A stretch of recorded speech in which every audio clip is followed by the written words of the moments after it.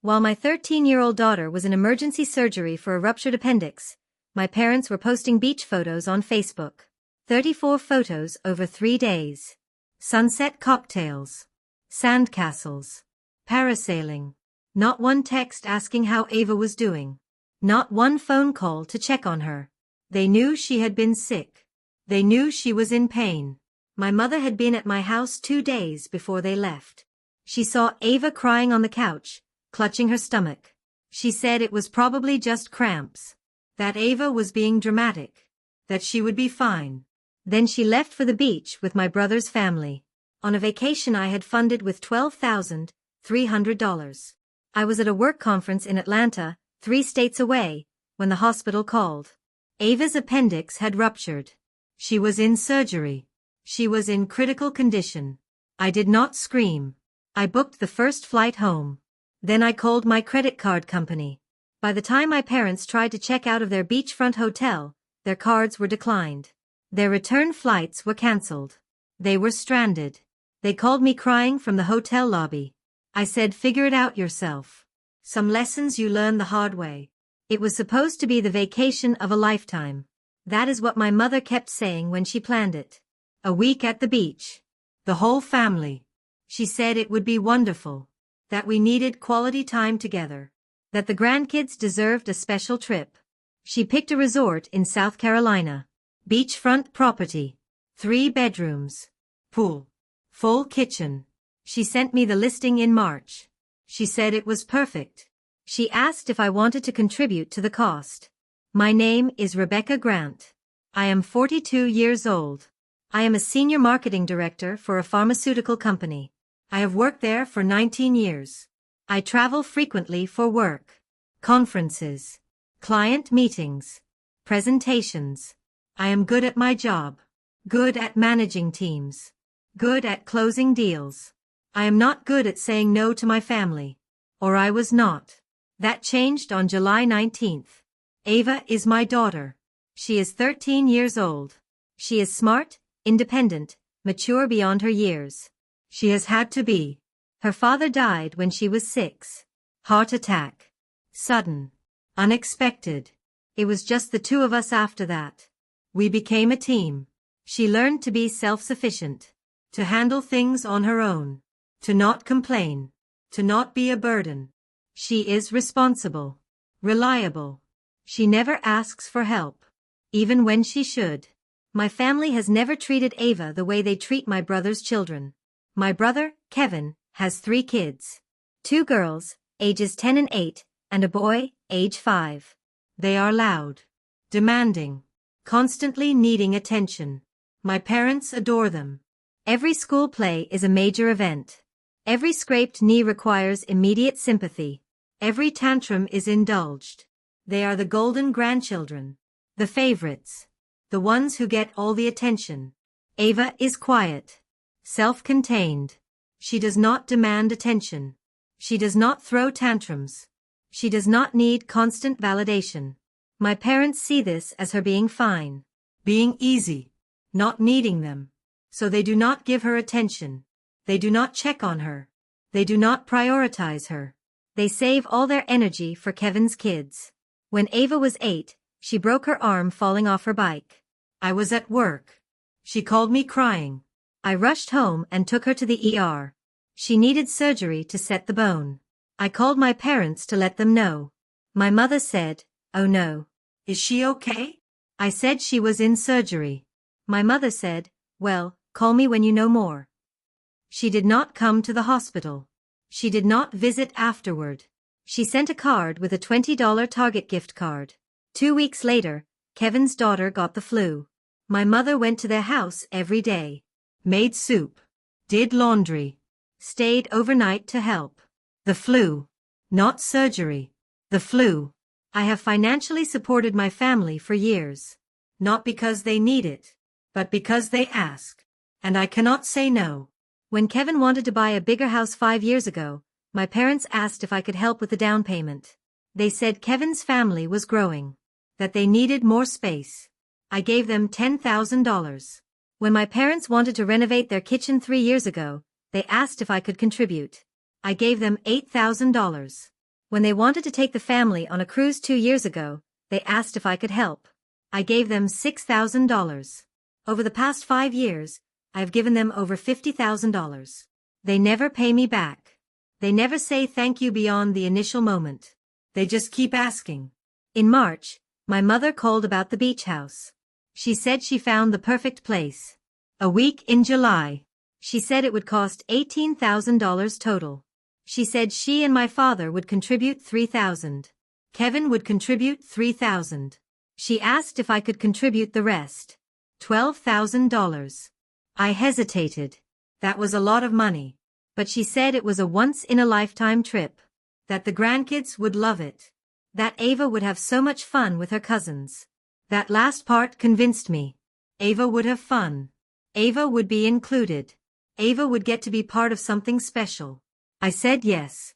I transferred $12,300 to my mother's account in April. She booked the beach house immediately. She was so excited. She posted about it constantly on Facebook. Counting down the days. Posting beach memes.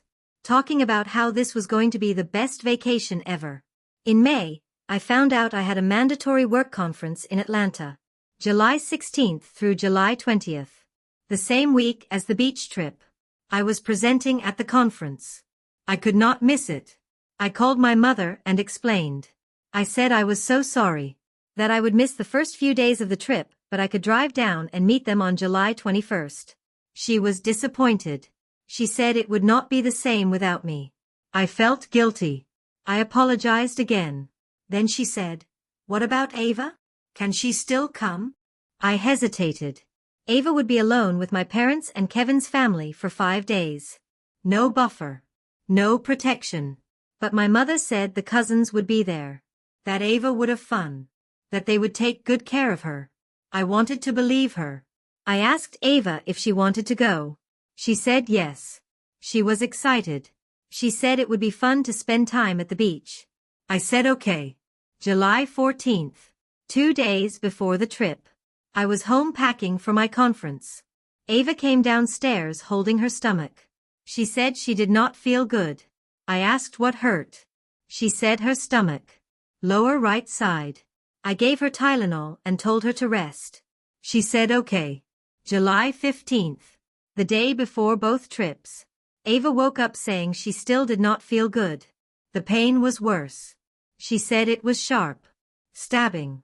I took her temperature. 99.2. Low-grade fever. I was worried. I asked if she wanted to skip the beach trip. She said no. She said she would be fine. That it was probably just her period coming. That she did not want to miss the vacation. I said if she was still feeling bad tomorrow, she should tell Grandma. She promised she would. That afternoon, my mother came over to finalize plans. She was picking Ava up the next morning at 7.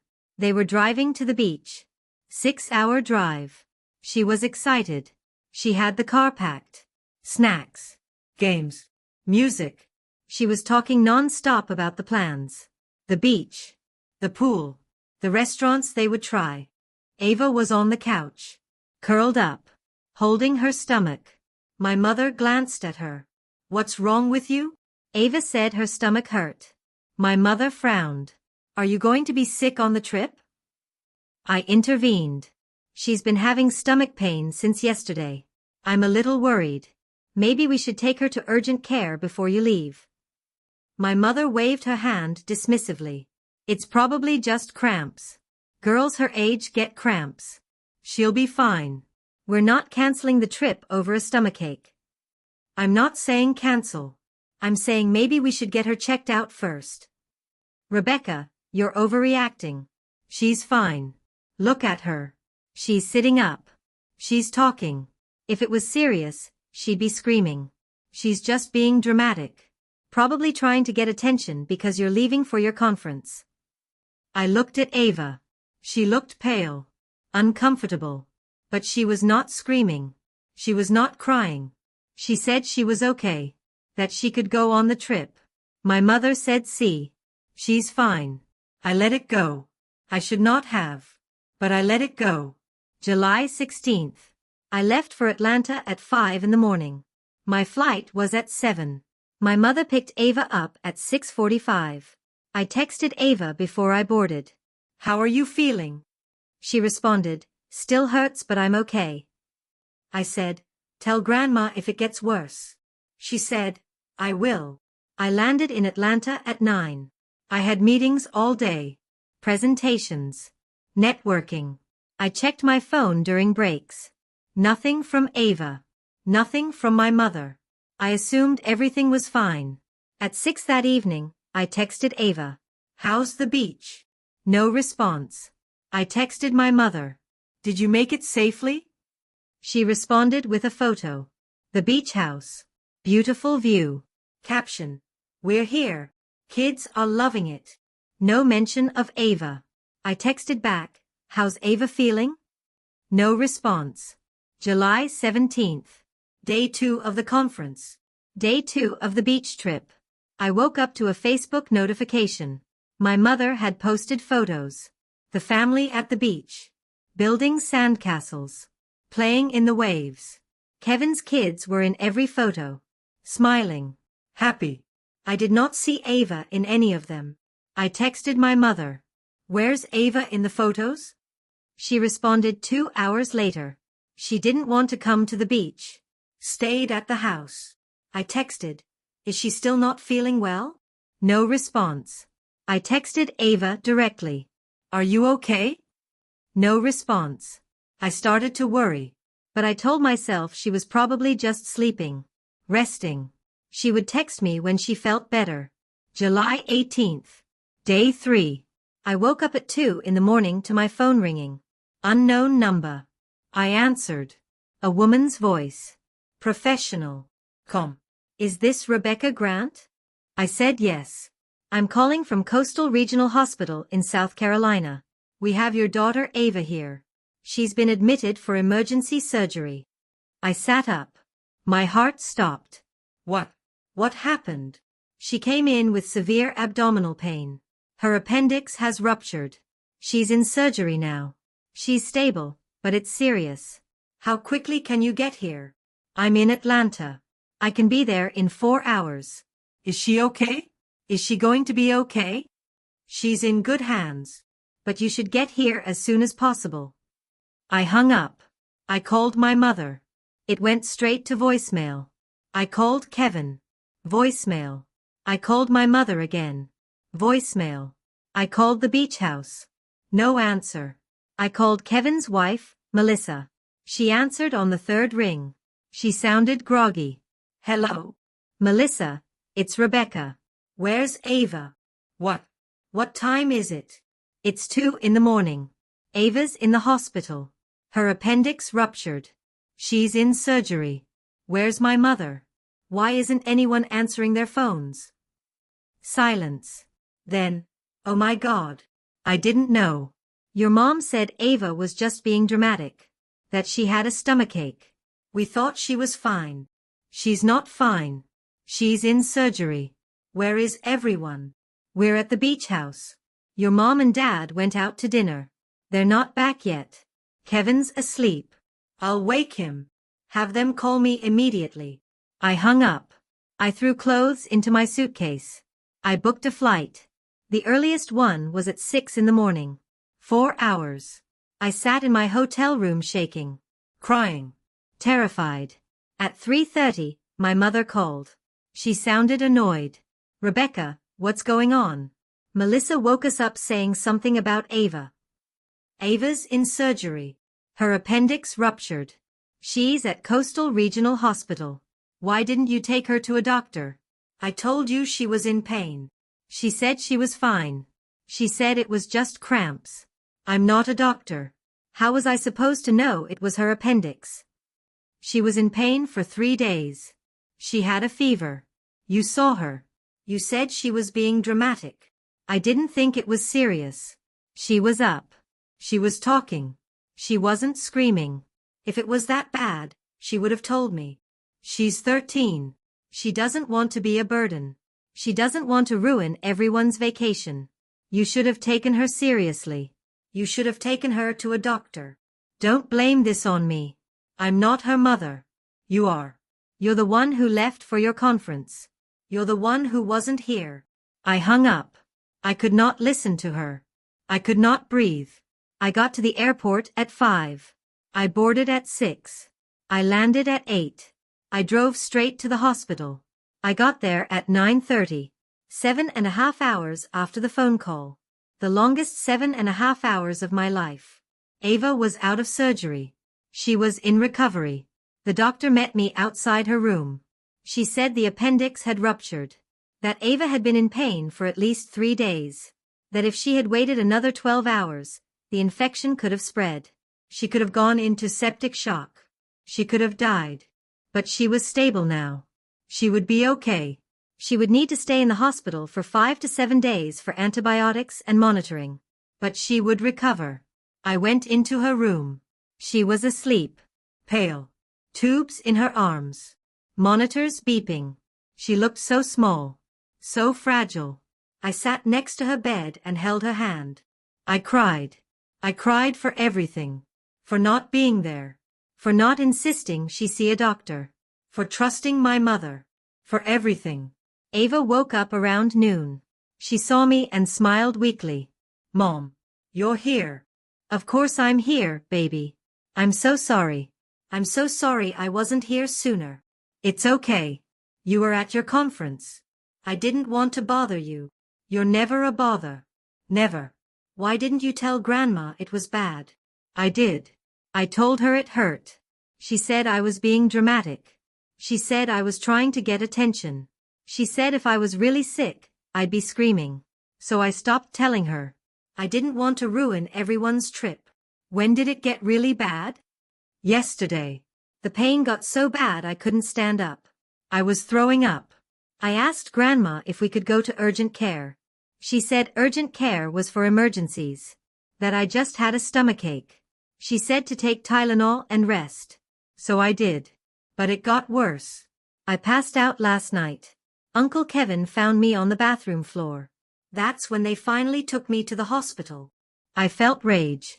Pure, cold rage. Where are they now? I don't know. They dropped me off and left. They said they'd come back later. That was like 6 hours ago. They dropped her off. At the hospital. Alone. And left. To go back to the beach. I checked my phone. My mother had posted 3 new photos on Facebook. Posted 4 hours ago. The family at a restaurant. Smiling. Eating seafood. Not one mention of Ava. Not one acknowledgement that their granddaughter was in the hospital recovering from emergency surgery. I did not call her. I did not text. I just sat there with Ava. Held her hand. Watched her sleep. Thought about everything. About years of being dismissed. Years of being treated like an afterthought. Years of watching Ava be excluded and ignored and minimized. And I made a decision. A calm, cold, final decision. I called my credit card company at 4 that afternoon. I told them I needed to dispute charges related to a beach house rental. They asked why. I said the charges were unauthorized. That I had contributed money under false pretenses. That my daughter had been neglected during the trip and I wanted my money back. They said they would investigate. They froze the card immediately pending investigation. I also called the airline. I had booked my mother and father's return flights. Direct charge to my credit card. I said I needed to cancel them. They said there would be a cancellation fee. I said I did not care. Cancel them. They processed it. My parents' return flights were cancelled. I did not tell them. I did not warn them. I just waited. July 19th. My mother posted more photos. The beach at sunset. Kevin's kids playing mini golf. Everyone having a great time. Not one visit to the hospital. Not one check-in with Ava. Not one acknowledgement of what happened. July 20th. The last day of the trip. Checkout day. They were scheduled to fly home at 3 in the afternoon. At 11 that morning, my mother called. She was panicked. Rebecca, something's wrong with the credit card. The hotel is saying it's declined. They're saying we can't check out until we pay. What's going on? I disputed the charges. I want my money back. What? Why would you do that? Because you neglected my daughter. You dismissed her pain for 3 days. You let her appendix rupture. You dropped her off at the hospital alone and went back to the beach. You posted vacation photos while she was recovering from surgery. So yes, I disputed the charges. I want my $12,000 back. You can't do that. We'll be stuck here. We can't pay the hotel bill. It's $3,000. Then figure it out. Rebecca, please. We have to get home. We have flights this afternoon. No, you don't. I canceled your flights. Silence. Then screaming. You canceled our flights? How are we supposed to get home? That's not my problem anymore. You can't do this. You can't leave us stranded. We have kids with us. Your nieces and nephews. They need to get home. Ava needed medical care. You told her she was being dramatic. You told her to take Tylenol. You let her suffer for 3 days. So now you get to figure this out on your own. Like adults. Without my money. I hung up. They called 47 times over the next 6 hours. I did not answer. Kevin called. Melissa called. My father called. I blocked them all. At 8 that night, my mother left a voicemail. She was crying. Rebecca, please. We had to borrow money from Melissa's parents to pay the hotel. We had to buy last-minute plane tickets.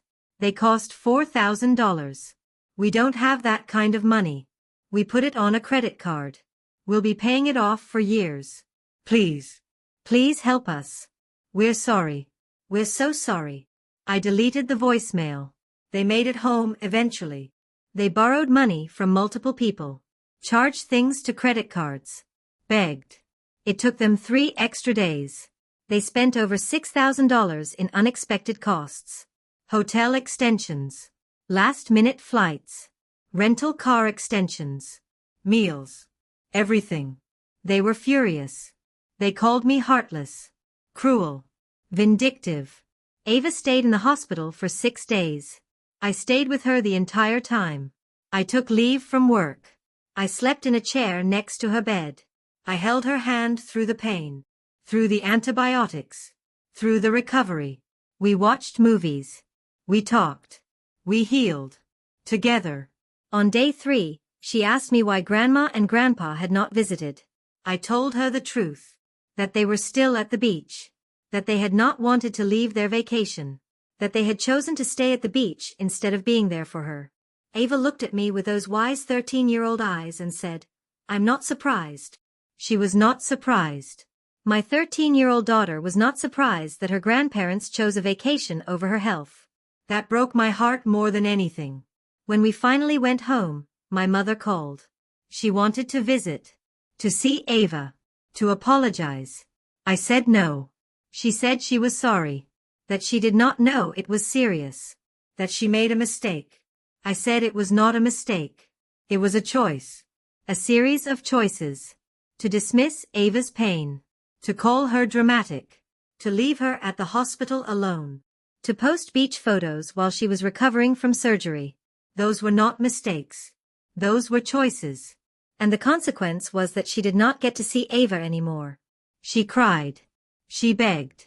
She said I was overreacting. I said goodbye and hung up. My father called next. He was angry. He said I had ruined the vacation. That I had embarrassed them in front of Kevin's family. That I had made them borrow money. That I had destroyed their credit. I said Ava's appendix ruptured because they ignored her pain for 3 days.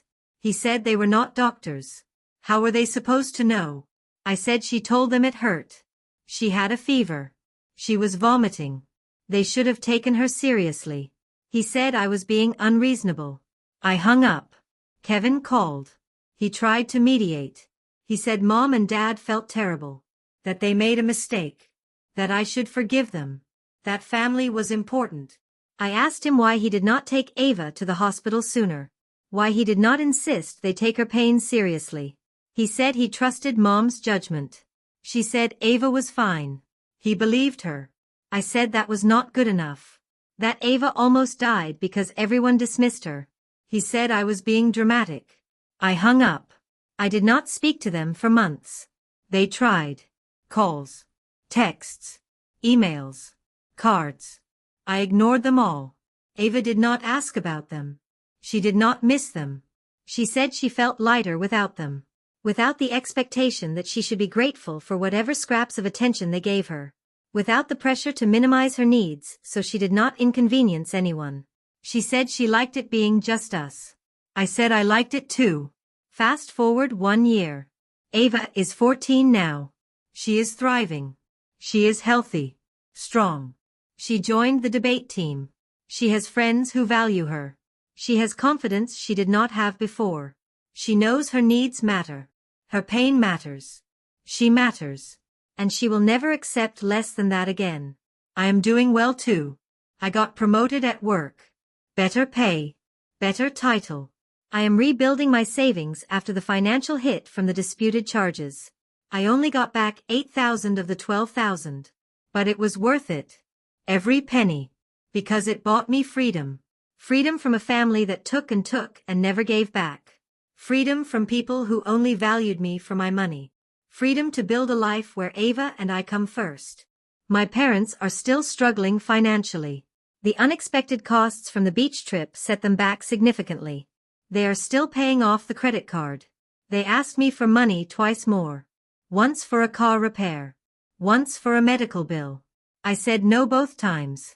They said I was heartless. I said I was protecting myself and my daughter. They have not asked again. Sometimes people ask me if I regret it. If I feel guilty for leaving them stranded. For disputing the charges. For cutting them off. The answer is no. My daughter's appendix ruptured while my family was at the beach. They dismissed her pain.